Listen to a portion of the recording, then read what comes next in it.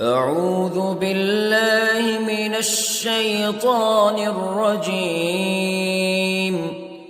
بسم الله الرحمن الرحيم.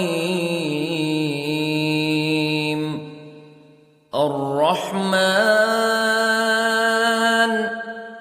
علم القرآن خلق الإنسان علمه البيان.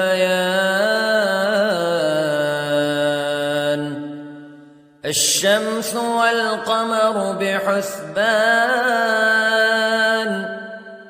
والنجم والشجر يسجدان والسماء رفعها ووضع الميزان ألا تطغوا في الميزان وأقيموا الوزن بالقسط ولا تخسروا الميزان. والأرض وضعها للأنام فيها فاكهة والنخل ذات الأكمام والحب ذو العصف والريحان فبأي آلاء ربكما تكذبان. خلق الإنسان من صلصال كالفخار وخلق الجان من مارج من نار فبأي آلاء ربكما تكذبان. رب المشرقين ورب المغربين فبأي آلاء ربكما تكذبان. مرج البحرين يلتقيان بينهما برزخ لا يبغيان فبأي آلاء ربكما تكذبان. يخرج منهما اللؤلؤ والمرجان فبأي آلاء ربكما تكذبان. وله الجوار المنشآت في البحر كالأعلام فبأي آلاء ربكما تكذبان. كل من عليها فان ويبقى وجه ربك ذو الجلال والإكرام فبأي آلاء ربكما تكذبان.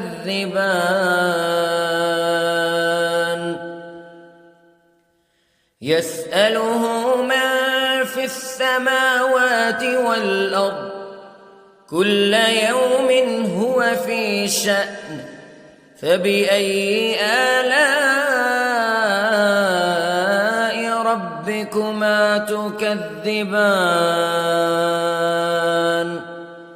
سنفرغ لكم أيها الثقلان فبأي آلاء ربكما تكذبان.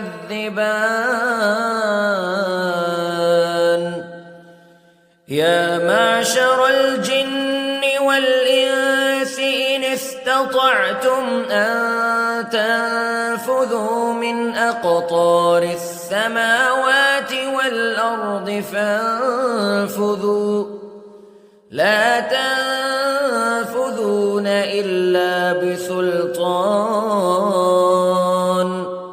فبأي آلاء ربكما تكذبان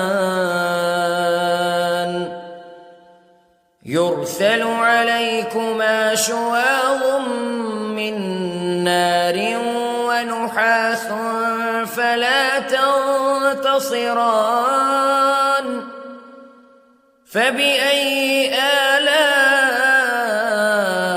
ربكما تكذبان فإذا انشقت السماء فكانت وردة كالدهان فبأي آلاء ربكما تكذبان فيومئذ لا يسأل عن ذنبه إنس ولا جان فبأي آلاء ربكما تكذبان يعرف المجرمون بسيماهم فيؤخذ بالنواصي والأقدام فبأي آلاء ربكما تكذبان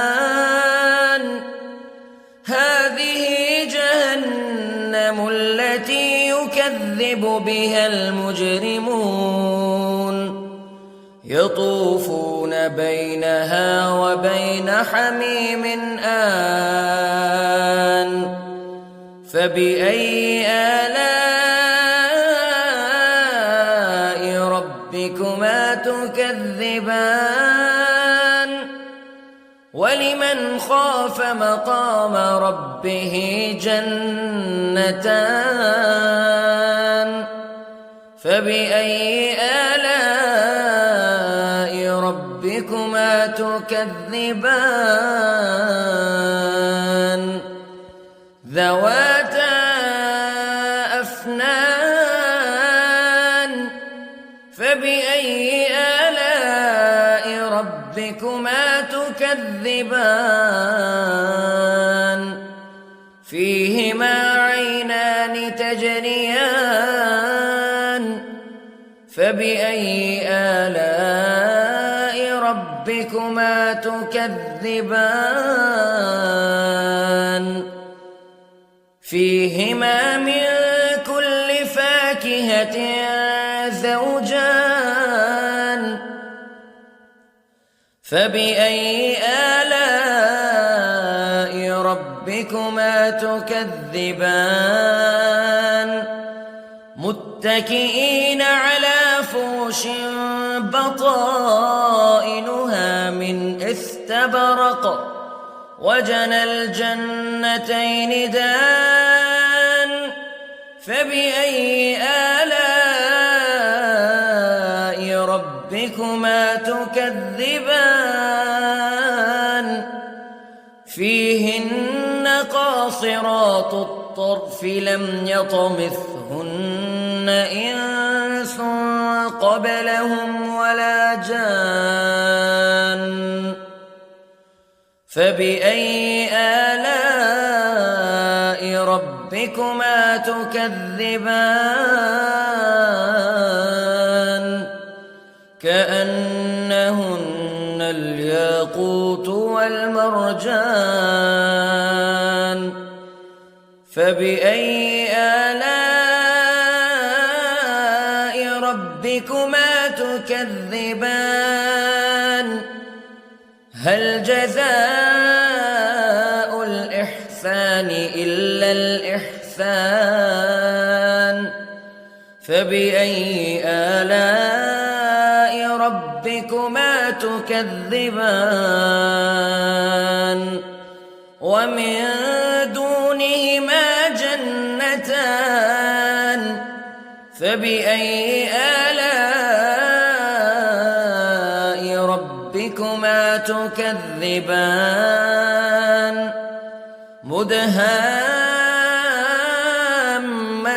مدهامتان فبأي آلاء ربكما تكذبان فيهما عينان نضاختان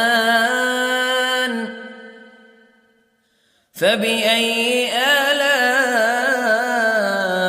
ربكما تكذبان فيهما فاكهة ونخل ورمان فبأي آلاء ربكما تكذبان فيهن خيرات حسان فبأي آلاء ربكما تكذبان حور مقصورات في الخيام فبأي آلاء ربكما تكذبان لم يطمثهن إنس قبلهم ولا جان فبأي آلاء ربكما تكذبان متكئين على رفرف خضر وعبقري حسان فبأي آلاء ربكما تكذبان تبارك اسم ربك ذي الجلال والإكرام